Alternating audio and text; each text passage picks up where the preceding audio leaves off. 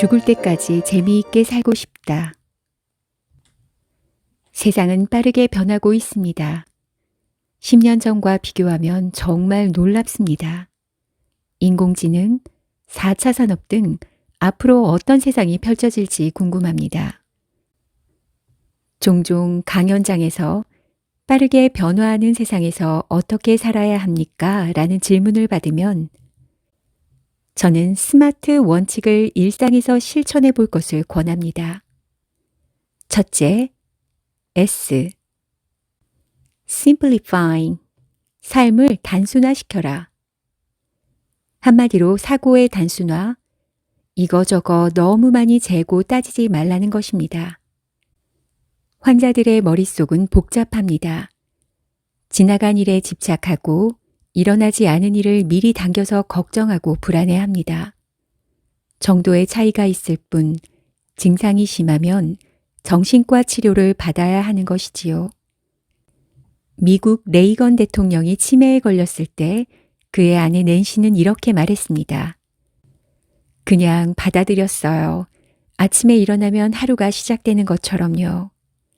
그녀는 남편이 왜 치매에 걸렸는지, 얼마나 아플지, 간병하는 자신은 또 얼마나 힘들지 따위에 걱정을 하는 대신 오늘 하루 남편과 자신을 위해 할 일을 해나갔습니다. 삶을 고통스럽게 하는 문제는 피하려 하거나 덮어두었을 때 더 깊어지고 악화되기 쉽습니다. 과거와 미래를 따지기보다 당장 지금, 오늘 이 순간에 할 일에 집중하십시오. 둘째, M. Moving. 움직여라. 우리의 몸은 사용하지 않으면 퇴화된다는 것쯤은 다 알고 있습니다. 노년기뿐 아니라 몸의 일부처럼 스마트폰을 쥐고 사는 요즘 젊은이들도 몸 쓰는 일에 소홀해서는 안 됩니다. 격한 운동이 아니더라도 자주 멀리 걷는 시간을 가져야 합니다. 보통 우리 뇌는 어른이 되면 성장을 멈춘다고 알고 있지만 뇌는 죽을 때까지 변화합니다. 뇌를 긍정적으로 변화시키는 것이 바로 신체의 움직임입니다. 움직이면 뼈에서 오스테오칼신이란 호르몬이 분비되는데 기억력과 인지 능력을 개선하고 불안감 해소에 도움을 줍니다. 장자크 루소는 걸음을 멈추면 사고가 멈춘다. 다리가 움직일 때만 뇌가 작동한다고 말했습니다. 이 말처럼 몸의 움직임은 곧 정신입니다. 머리를 쓰는 일이 점점 늘어가는 세상이기에 그만큼 몸을 움직여야 합니다. 앞에서 말한 생각을 단순화하는데도 걷기는 매우 효과적입니다. 셋째, A. Affecting. 마음을 유연하게 하라. 생리적으로 인간의 감성은 나이가 들수록 점점 쇠퇴합니다. 똑같은 상황에도 사람들이 느끼는 감흥은 다르지요. 오감을 충분히 느끼는 것이야말로 삶의 기쁨이며 잘 살아가는 힘이 되어 줍니다. 세상을 적극적으로 경험하고 참여하십시오. 나는 여행지에 가면 미술관, 교회와 성당, 사찰과 같은 종교시설, 사람들이 들끓는 시장, 다운타운 등을 중심으로 돌아다니곤 했습니다. 이런 적극적인 자극이 감수성을 키워줍니다. 요즘은 시를 읽고 있습니다. 감각을 키우고 마음을 부드럽게 만드는 나만의 방법입니다. 넷째, R. Relaxing. 몸과 마음을 이완하라. 충분히 휴식하라는 뜻입니다. 공교롭게도 내 세대는 쉴 줄을 몰랐습니다. 밤낮 없이 일하는 산업 일꾼의 시대를 살아왔기에 지금도 일요일에도 연구실에 나와야 마음이 편합니다. 시대가 바뀐 오늘날의 휴식은 또 다른 면에서 의무가 된 듯합니다.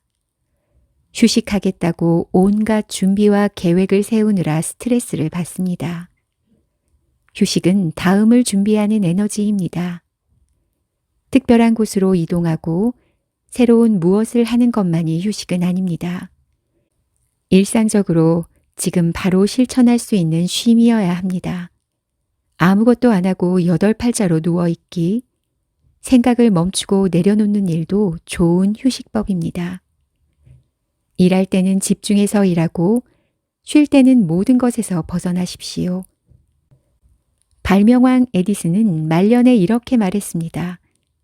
내가 80세가 된 오늘까지 연구를 쉬지 않고 계속할 수 있었던 비결은 앉을 수 있는 곳에 앉고 누울 수 있는 곳에서는 누워 쉬었기 때문이다. 마지막 다섯째, T. Togethering.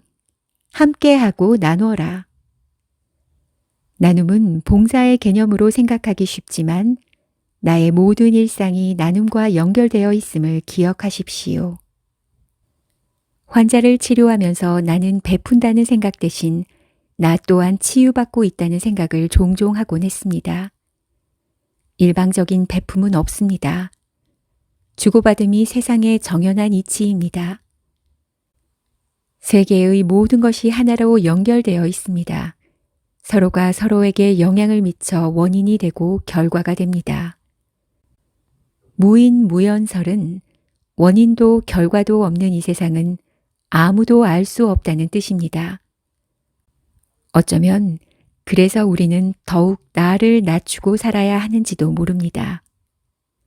환자들이 치료에 지칠 때면 한 번씩 묻습니다. 선생님, 저는 왜 태어나서 이 고통을 받습니까? 그러면 제가 어떻게 알겠습니까? 라고 답하지요. 태어났으니까 살아갈 뿐입니다. 그렇다면 어떻게 살아야 하나요? 라는 질문에는 어떤 답을 할까요? 이 질문 역시 저마다 삶의 무늬가 다르므로 어떤 답도 옳다 그르다 할 수 없겠지요. 확실한 것은 태어남은 기적이며 태어난 이상 우리는 각자 가진 삶의 조건을 토대로 좀 더 나은 사람, 점점 성장하는 인간이 되어야 하는 것입니다. 성장이야말로 우리가 태어난 이유입니다. 얼마 전 제가 좋아하는 시인 윤동주의 서시에 대한 원고를 쓰면서 깜짝 놀랐습니다.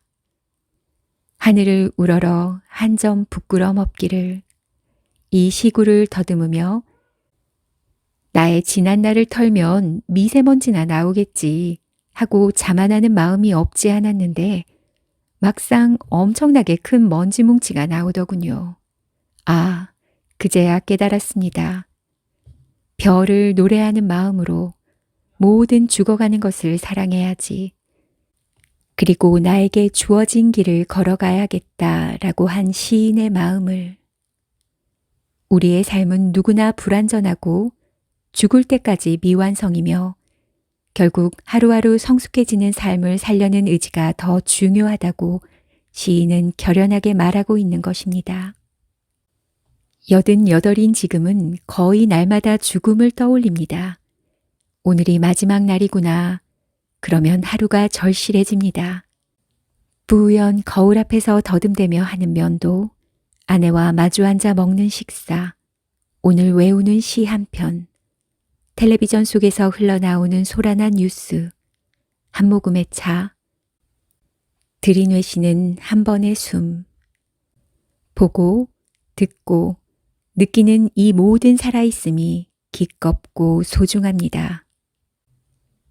당신은 어떻게 나이 들고 싶은가? 물의 깊이는 알 수 있으나 사람 속마음은 헤아리기 어렵다는 말이 있다. 정신과 의사는 그 사람의 속을 들여다보는 직업이다. 사람들은 50년 정신과 의사로 살아온 내가 사람 속을 훤히 꿰뚫어보고 삶의 지혜를 통달한 줄 안다. 인생을 잘 사는 비결 하나쯤 기대하고 질문을 던진 이들은 아마도 나의 대답이 싱겁기조차 할 것이다. 가령 어떤 이들은 요즘 하루를 어떻게 여십니까? 라고 묻는데 뻔한 하루를 특별하게 시작하는 방법을 알려달라는 속셈이다. 나는 대답한다. 아침에 눈을 뜨면 텔레비전을 켭니다. 이불 속에서 좀 더 자볼까 싶고 또 오늘 하루에 대한 부담이 떠올라 눈을 뜨기 싫지만 뉴스를 들으며 차츰 잠에서 깨어납니다. 출근 준비를 하다 보면 어느새 무거웠던 마음은 하루가 시작되었구나 하는 감사와 다행감으로 가벼워지지요. 여든을 바라보는 나도 여전히 인생의 이런저런 불안 속에서 하루하루를 살아가며 그럼에도 습관적인 하루에 지치지 않으려 애쓴다는 것. 나로서는 솔직한 고백이다.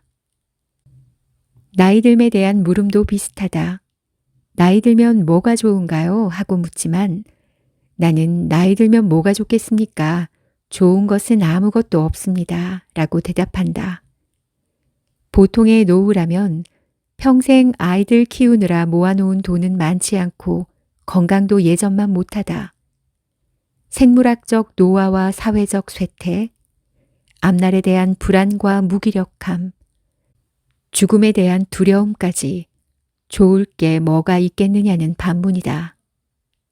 그러나 나의 대답은 계속된다. 나이 든다는 것은 누구에게나 좋은 일은 아닙니다. 하지만 누구에게나 오는 것이기 때문에 이 또한 받아들여야 할 생의 궤적입니다. 나이 들어 좋은 점이라기보다 나이 들면서 좋은 일, 즐거운 일을 만들어 가겠다는 마음가짐이 훨씬 중요하지요. 나이 들어 좋은 점은 딱 하나, 더 이상 누구의 눈치도 볼 필요 없다는 점이다. 자존심을 세워주는 그럴듯한 자리라도 나는 명예보다는 즐거움, 책임보다는 재미를 택하면서 살기로 했다. 재미를 추구한 덕분에 노년이 된 지금 나는 심심하지 않게 잘 살고 있다. 물론 젊은 시절 느끼던 재미와는 분명 다르다. 그러나 젊어서나 나이 들어서나 똑같은 재미를 느끼는 일은 정말 재미없지 않을까? 바로 지금 나이에 내가 가진 것만으로도 즐거움을 느끼는 일이 진짜 재미다. 젊어서는 산 정상에 오르는 일이 재미있었다면 나이 들어서는 멀리서 바라보는 것만으로도 충분히 재미있을 수 있다. 젊어서의 재미만 생각한다면 노년은 불행하기만 하다. 바로 지금 자신에게 맞는 재미를 찾는 것이 진정 나이답게 늙어가는 일이다. 나이 드는 것도 반드시 선행학습이 필요하다. 아무리 준비해도 막상 닥치면 당황하고 실수하기 마련인데 나이 든 후에 시작한다면 너무 늦다.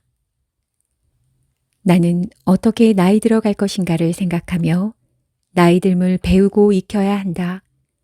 이런 진지한 성찰을 통해 나이 드는 것이 두렵지 않다는 것을 깨닫고 그럼으로써 현재를 더욱 충실하게 살아가기 위해서다.